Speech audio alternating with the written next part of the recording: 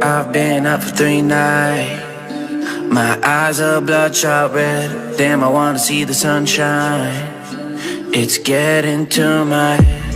One look in the mirror, don't like what I find.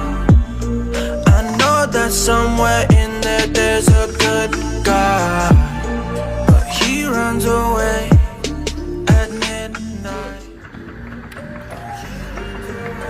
I'm sorry that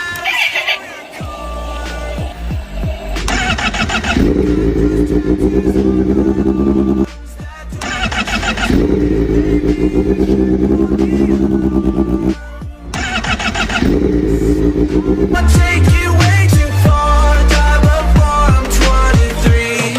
I'm sorry, Mom. I'm sorry, Mom. I'm sorry,